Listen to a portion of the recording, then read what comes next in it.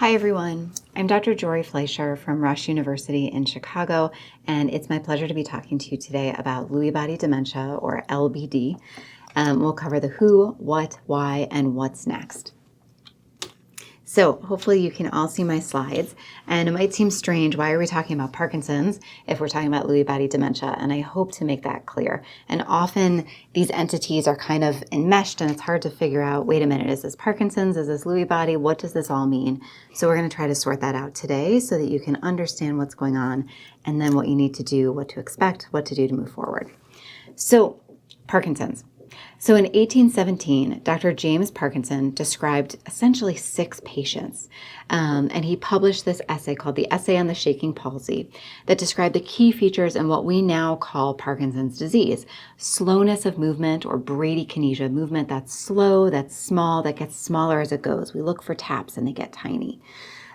Stooped posture, facial masking, so diminished facial expression, a tremor at rest, often in the hands, sometimes in the jaw or in the legs, stiffness of the muscles, and a tendency to shuffle while walking or to get stuck while walking or to race ahead, almost like the top half of the body is going at a different speed than the bottom half of the body. And so this became known as what we call today as Parkinson's disease. And then in 1912, Dr. Lewy was the first to describe what are called inclusion bodies, or sort of these glommed up balls of protein inside of a brain cell that would later be known as Lewy bodies. So on the slides, you see that there's sort of this highlighted, see if you can see this, so there's a highlighted pink, kind of darker pink in the middle, halo of light pink on the outside. And that little ball, that sort of gumball looking thing in the middle of a brain cell, that is a Lewy body. So to try to figure out, does someone have Parkinson's disease? Do they have dementia with Lewy bodies? Where are they in this scheme? We sort of think about this Venn diagram of Parkinsonism. So I like to think about this as Parkinsonism is a category, like headache. Migraine is a type of headache. So Parkinson's disease is a type of Parkinsonism. Dementia with Lewy bodies is a type of Parkinsonism. So how do we even figure out if someone is inside this box of Parkinsonism? So we look for those cardinal features, the same things that Dr. Parkinson's described. So bradykinesia, or slowness of movement, and at least one of the following things: rigidity, that's stiffness of the muscles, a tremor, especially at rest, and postural instability, or that tendency to fall, the tendency to be very stooped over. We look for those things. And if you have that bradykinesia, the slowness, and at least one of those other things, then we can say you have Parkinsonism. So now you're in this box of Parkinsonism. And the things that support a diagnosis of Parkinson's disease are unilateral onset, so symptoms that start on one side of the body, and while they may spread over time, always tend to be worst on the side where they started. Typically, that's a person's dominant side, and it tends to stay asymmetric. And then, because this is a disease of dopamine deficiency, the cells that make dopamine are dying off before they should. And so one of the things that helps us build confidence in the diagnosis is, if we give you dopamine back, do the symptoms get better? And so that term is levodopa responsiveness. Levodopa is the medicine equivalent of dopamine. And if you continue to respond, if the slowness and the stiffness especially continue to get better in response to taking the levodopa, and especially that goes on for more than 5 years, then that says that you're pretty clearly on the path of Parkinson's disease. If down the line, many years in, people develop levodopa-induced dyskinesia, so the sort of extra fidgety, wiggly, dancy movements as the medicine is peaking in your system, that's also consistent with Parkinson's disease. And someone who has symptoms that go on for at least 10 years, that's also consistent with Parkinson's disease. Except we can't know that at the onset, right? Some of the other things that help us be more sure that we're facing someone with Parkinson's are olfactory loss, or loss of sense of smell. And this was part of Parkinson's long before COVID hit the scene. REM sleep behavior disorder, which is acting out a person's dreams during sleep. So kicking, thrashing, screaming during sleep, almost like the switch to turn off the muscles doesn't get flipped when someone with Parkinson's is dreaming. And then constipation, which can happen years or decades before any slowness, stiffness, tremor. One thing to know is that about 30% of people with Parkinson's will never have a resting tremor. And so that alone doesn't mean that they have atypical Parkinson's. But what can be atypical for Parkinson's is to see an early decline in cognition or memory and thinking and fluctuations in cognition early in the course of the disease. To see early, recurrent, complex visual hallucinations. And we'll talk more about hallucinations in a minute, but hallucinations are a phenomenon, a sensory experience that there isn't a reality for. So you're seeing something that isn't really there. Levodopa-resistant akinetic rigid syndrome. So what does that mean? Taking those words apart, the akinetic rigid means really slow, really stiff symptoms, but that doesn't get better when the person is on levodopa. So in a typical Parkinson's setting, someone who's really stiff, really slow should get better with levodopa. In the case of some of these other atypical forms, or if someone is given levodopa and those symptoms don't get better, we need to kind of think, are they really in the center of that diagram? Is this really Parkinson's, or could this be one of the related conditions? And if someone starts to fall within the first 3 years of their symptoms, that makes us think about those other things in the Venn diagram. So how do we make this diagnosis? Those are the things that we consider. Those are the things that we look for. But what's the difference between dementia with Lewy bodies and Parkinson's disease dementia, and then Lewy body dementia?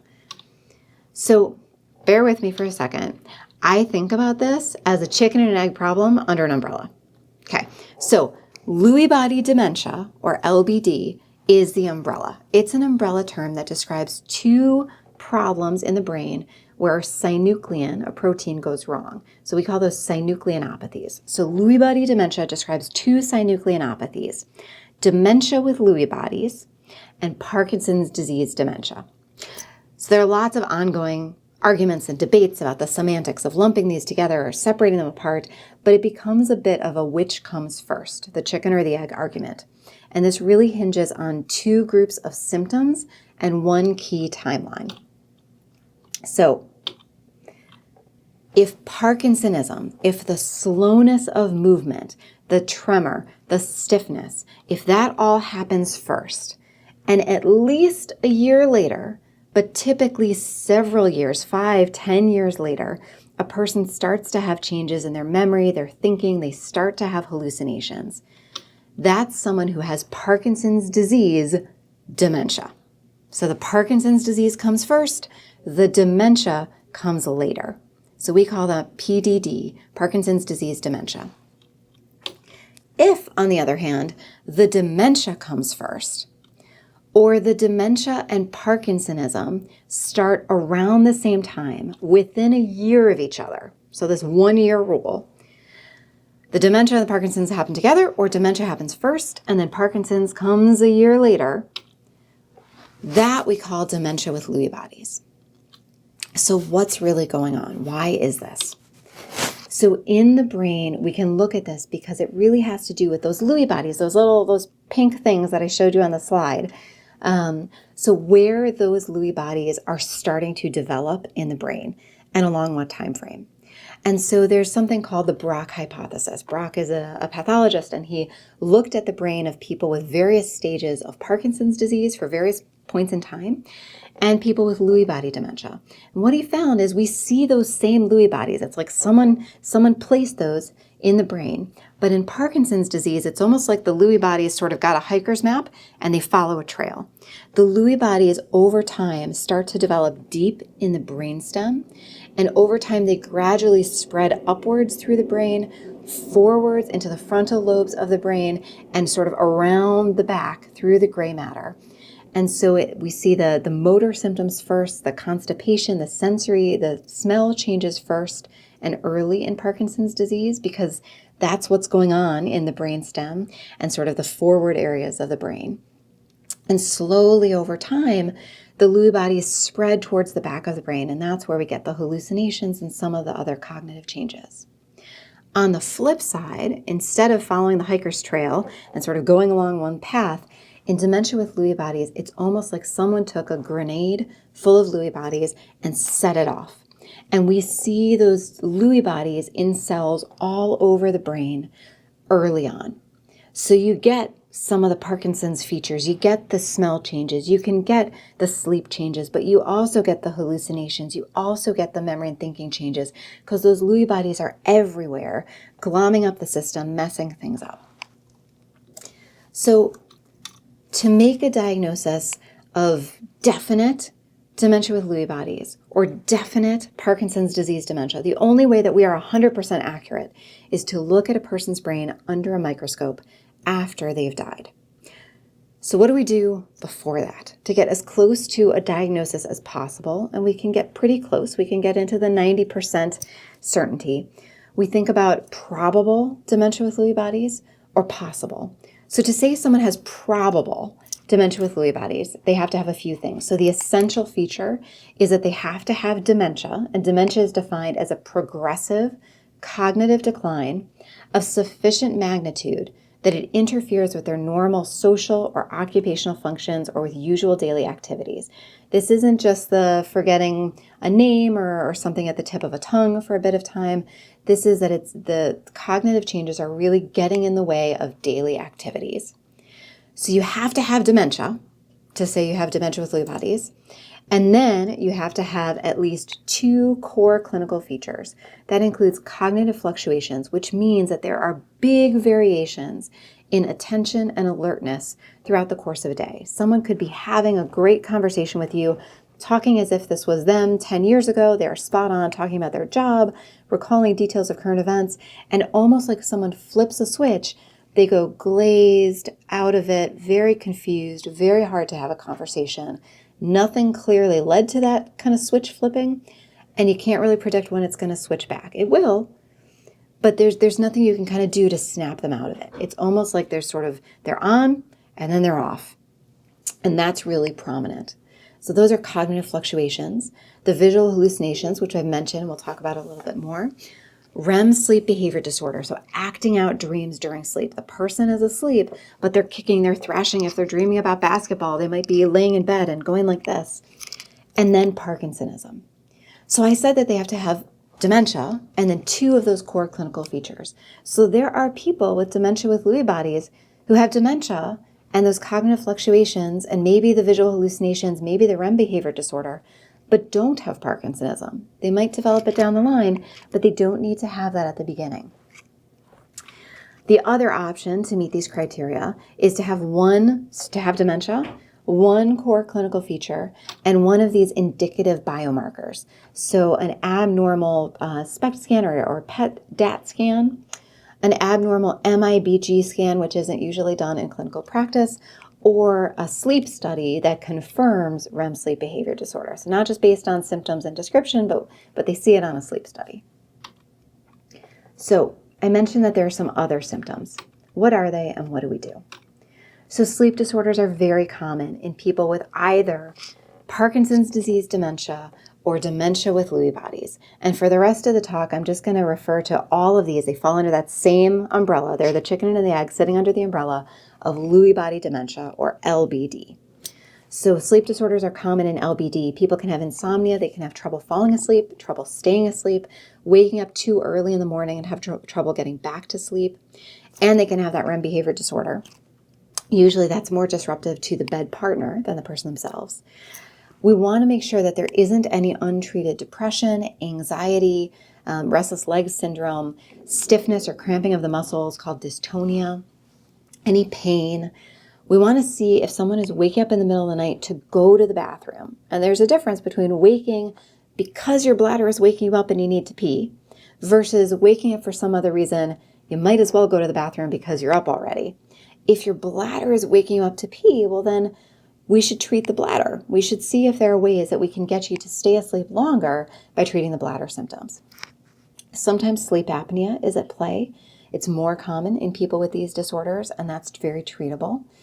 Or nightmares. And if we've treated all those other things, if we've sort of knocked those off the list, then there are other things that we can use to try to treat insomnia. So this includes things like melatonin, both regular melatonin, sort of immediate release that helps you fall asleep, and then there's timed release, which helps you stay asleep for longer. and other medications which are used off-label in Lewy body dementia, things like mirtazapine or trazodone. Especially important is sleep hygiene education for the patient and the caregiver.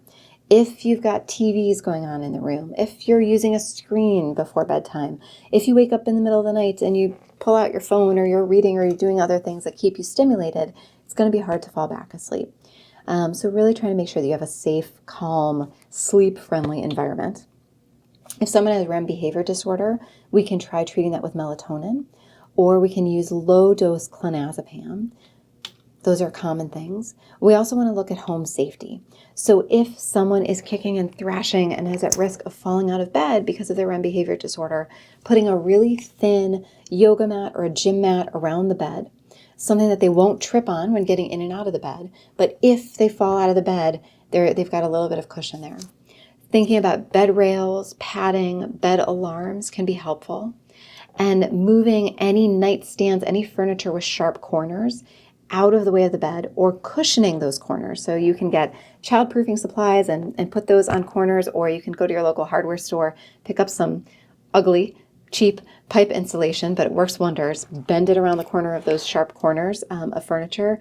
And this way, when someone is thrashing out of bed, most often they will hit the side of their head, they'll hit right here, and those are nasty bruises.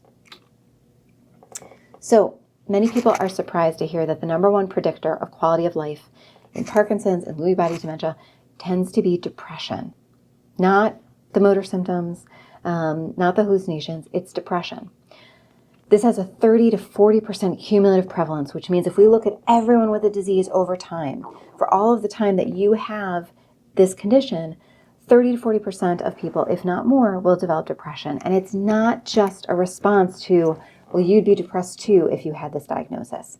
Yes, that's called an adjustment disorder. Everyone is allowed to have that response and that reaction for some period of time after getting a life-changing diagnosis. But the depression that I'm talking about is a chemical change that's part of this condition, part of Lewy body dementia, because there are changes not only in dopamine, which affect movement, but in serotonin and norepinephrine. And those are chemicals that regulate mood and anxiety. So there are a lot of things that we can do to treat this, and it is imperative that we treat it. Because if we don't treat this, we wind up not treating the other things. We can prescribe a beautiful medication regimen for the slowness or the stiffness or the hallucinations, but if a person is too depressed and unmotivated to take those treatments, to do those things, well then, what does it matter? So we can start with non-medication options, which include social involvement, support groups, talking with a counselor, supportive psychotherapy. Exercise is really beneficial for mood. Cognitive behavioral therapy is really beneficial. But if those are not enough, especially after 12 weeks of putting in a really good hard try with therapy, if we're not seeing an improvement, then it is time to move to medication. Not because it's a failure on someone's part, but because this is a chemical change. So we need to address it with chemicals as well as everything else. And the best way to treat depression in people with Lewy body dementia is the same way that we treat depression in everyone else. So the first line medications are things like SSRIs, that's your standard fluoxetine or Prozac or Lexapro or things like that. And then cousin drugs like SNRIs, much more so than some of the older school medications. Anxiety is very common in people with LBD. This can be something that's there for years before they get the diagnosis, but it's something that's different compared to how they were, how anxious they were decades ago. Sorry for the sounds of the subway. And so this can show up as a loss of confidence, a fear of social occasions, a fear of public speaking, a generalized anxiety state, or really specific things. A lot of anxiety around appointments, a lot of anxiety around driving and traffic and parking. And so the need to go, leave 3 hours early to get to someplace. And just like depression, this is a chemical change related to the underlying disease. And so we can try to treat it with non-medication options. We can also use medication options to add in. So I mentioned dementia, which is inherent to dementia with Lewy bodies, Parkinson's disease dementia, and the overarching Lewy body dementia. So this isn't the same as Alzheimer's disease. Alzheimer's, in that case, people have very frequent short-term memory issues. sort of forgetting the conversations that just happened, sometimes forgetting who the people are that are around them. That's not the kind of dementia that happens in LBD. So in LBD, we see those cognitive fluctuations, these big sweeping changes from moment to another moment, where someone can be spot on one moment and really kind of out of it the next moment, and then come back. Visual hallucinations are very, very common, although we can sometimes see auditory hallucinations. People hear things that aren't there. Depression is very common, and then sleep disturbances. These are some things that really distinguish this from Alzheimer's. And in particular, visual spatial dysfunction, getting very turned around, navigating familiar and unfamiliar spaces, putting things, instead of putting the coffee cup on the counter, putting the coffee cup hanging halfway off the edge of the counter. Because to the person with Lewy body, it looks like their brain is telling them it's on the counter. Their depth perception can be very skewed. They may, reach and put something in the wrong drawer. It's not a totally off the wall place to put something, but they put the silverware into the, dish drawer or the towel drawer, even though those haven't changed in years and years. It's just slightly off, definitely different. So I think that this is a common misconception, but because someone has dementia does not mean that they're now immune to depression and anxiety, especially in the case of Lewy body dementia. People can have insight into what's going on. And so it shouldn't be surprising to us that then they can still have depression, they can still have anxiety, because those are all still chemical changes going on. So the hallucinations that I mentioned, people can have what are called illusions, where they see something out of the corner of their eye, but they mistake it for something else. So I see that chair in the background, and for a split second, I think that it's a person, and I turn and realize, nope, it's a chair. Then there can be sensory illusions or passage hallucinations, the feeling of someone walking up behind you, sensing a presence when no one is there. And over time, this can evolve to visual hallucinations. So evolving from something simple, non-threatening, maybe a floater, maybe a shape in space, to a little cat in a corner, a little mouse, a bird outside the window, kids playing in the front yard who aren't actually there, and evolving over time to more complex, constant, and sometimes frightening hallucinations. So if you see at the corner of the slide, there's a painting that was drawn by someone who has Lewy body dementia, sort of this very complex, kind of chaotic scene of hallucinations with multiple people involved. People can also have delusions in LBD. So people can have paranoia, either a generalized suspicion, sort of a generalized paranoia, or very specific about certain things or certain schemes. They can have delusional jealousy, which is the fixed belief, despite all evidence to the contrary, that their loved one, their partner, their spouse is cheating on them, even though there is no evidence of this. They can also have what are called Capgras syndrome or reduplicative paramnesias. What this is this delusion of an imposter, that a person, most often the people closest to them, so a wife, a husband, a spouse, an adult child, is an imposter, a perfect replica of their loved one. But they know deep down, no matter what you say, that you're not the real Bob, you're imposter Bob. And when is Bob coming home? Or it's, I want to go home. And you tell them, but you are home. No, I want to go home. And they don't necessarily mean a childhood home or someplace else. It's this deep-seated delusion that where they are is not really where they are. So that it's like the environment has been replaced down to the smallest detail with exact replicas, but something in them is telling them this isn't really their home, or this really isn't their loved one. And people will often not tell us these things until we really dig deep and ask. But if you feel like you're getting that, when is Bob coming home and you're Bob and going, what are you talking about? Let your doctors know. So there are a lot of different things that we do to treat Lewy body dementia. One of the first things that we do is we try to simplify the medication regimen to balance out motor and cognitive difficulties, because some of the meds that we use to treat the motor symptoms can worsen the cognitive difficulties and vice versa. So it is a tightrope balance, and it's a balance that changes over time as the disease progresses. So this is absolutely not a set it and forget it, the case of you've got high cholesterol, we put you on this cholesterol medicine and you stay on it for years. That's not the case in Lewy body dementia. It's sort of a constant reevaluation of what's going on, what is still of benefit, and what is of risk. You want to maintain a structured, familiar environment. Maintain a regular sleep-wake cycle, a regular circadian rhythm. The worst possible thing, which has been the case for all of COVID, is to just sit at home, to just stare at the TV, to nap on and off so that the days kind of blend into nights, the nights blend into days, you shift your schedule and you start sleeping later and later and later, waking up later and later and later. That is really disruptive to anyone's brain, but especially to the brain of someone with dementia. And so we really need to protect against that and try to wake up at the same time each day, go to sleep at the same time each day, have structured activities, even if you're stuck at home. And then caregiver and family education and support is so critical. You are not alone. If your loved one thinks that, you are cheating on them, you are not alone. This is not you. This is their disease, and there's help out there for it. So we have medications we can use to treat cognition. So we have medicines in the class of acetylcholinesterase inhibitors. These are things like rivastigmine or donepezil. Those go by Exelon and Aricept. These were developed for people with Alzheimer's dementia, but actually work well, if not better, in people with Lewy body dementia. But what well means is not that this turns symptoms around and we necessarily see improvement. We wish that that was the case.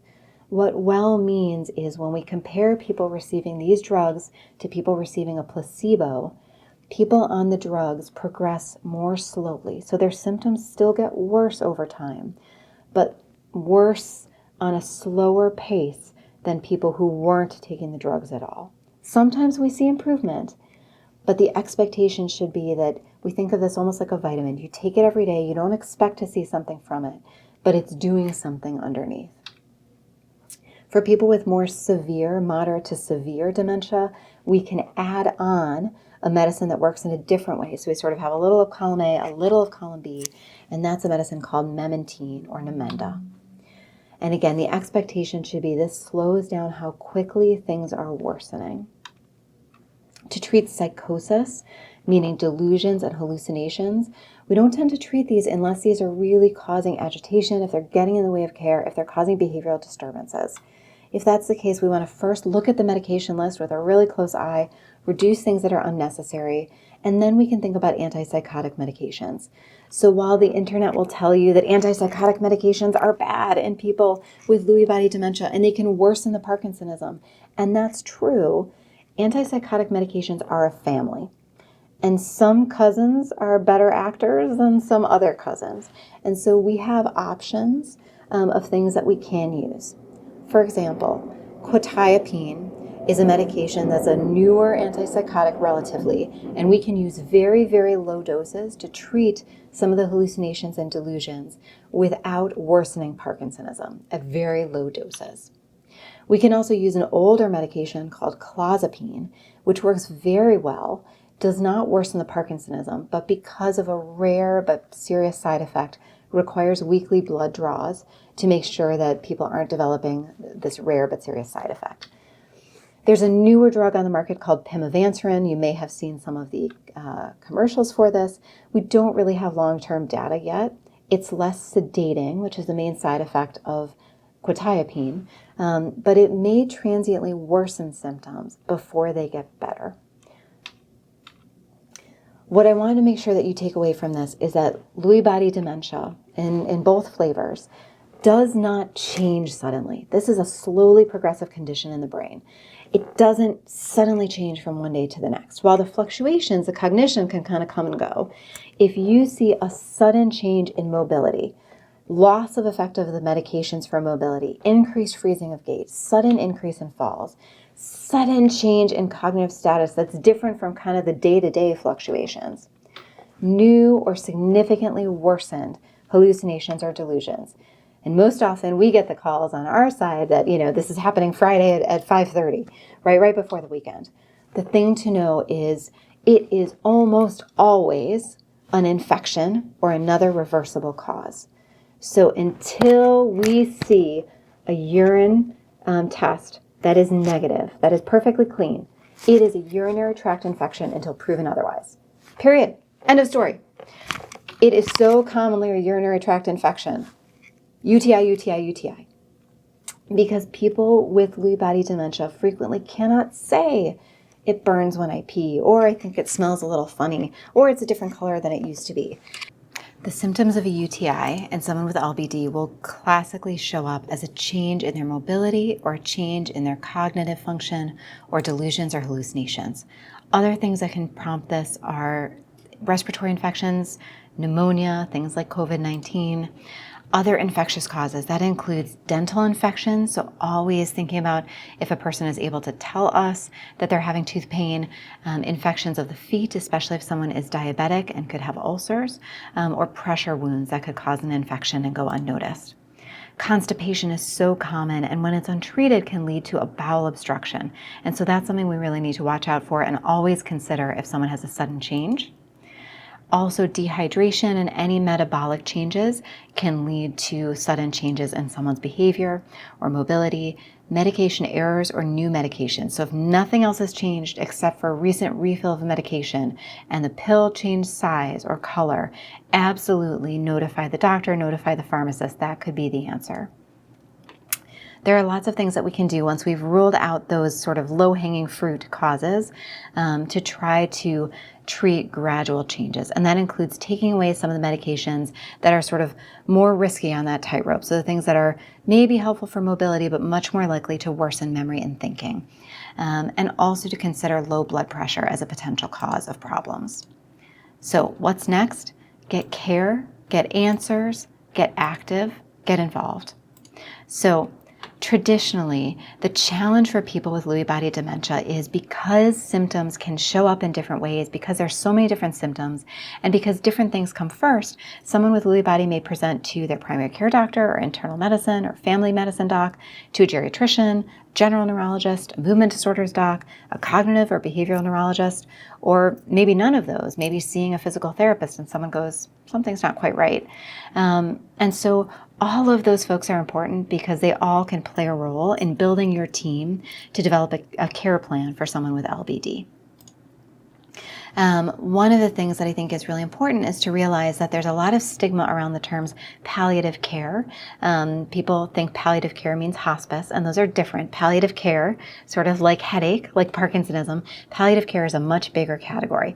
Hospice is just a teeny tiny part of palliative care. But palliative care refers to a comprehensive focus on the person, and usually the person and their family, and it's symptom-focused care, focused on the goals of care for that individual person.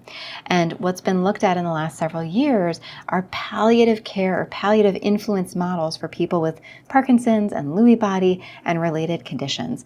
And what they've found is actually that pain, tiredness, depression, anxiety, drowsiness, stiffness, constipation, all of these things are the most common symptoms that people complain of in a palliative-focused program, and that many of those are really amenable to treatment.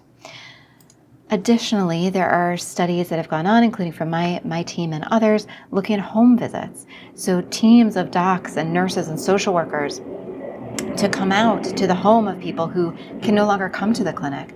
And we found that not only are people accepting of this and happy with this type of care, but actually that it can make a difference, that even though the disease continues to progress, quality of life doesn't necessarily need to slide down that same slope. And I think what this means isn't that everyone needs a home visiting team. It's not going to be feasible, but that staying connected to care, getting an interdisciplinary team approach. So not just a doctor, not just a nurse, not just a social worker, but all of the different folks bringing to bear their expertise for someone with Lewy body. So get answers to your questions. This doesn't mean Dr. Google, who doesn't have a great medical degree. Ask your doctor, ask other people living with Lewy body with a grain of salt.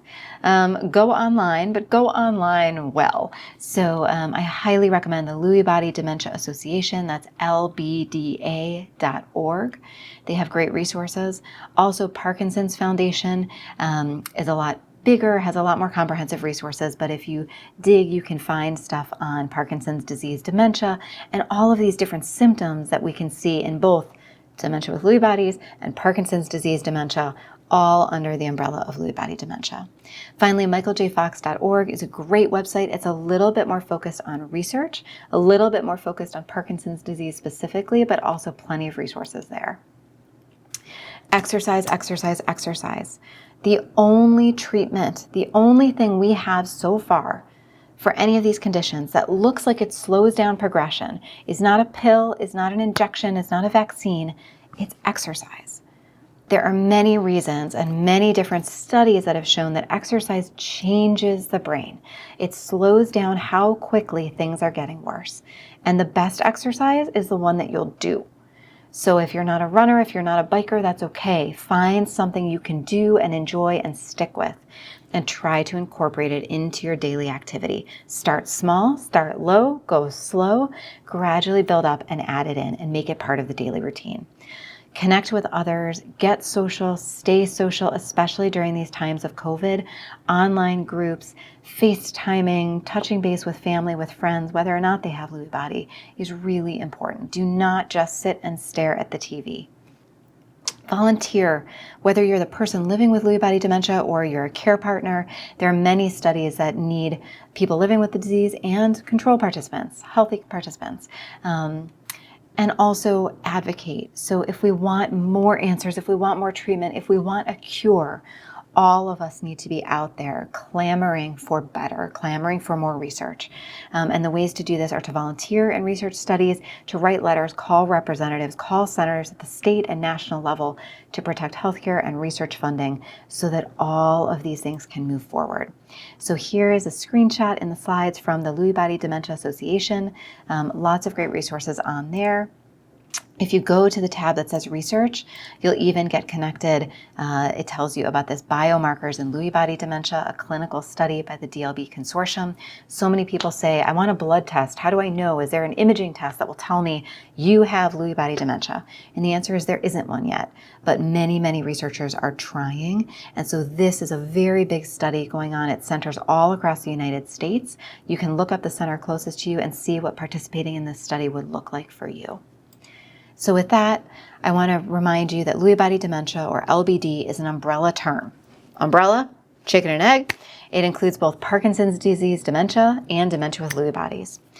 Lewy body dementia is a debilitating, multifaceted condition, but many symptoms are treatable. If there is a sudden change, think infection, infection, infection until proven otherwise. Get answers in the right places. Get active. Physically, socially, mentally. And if we want better treatments tomorrow, we need to take action today.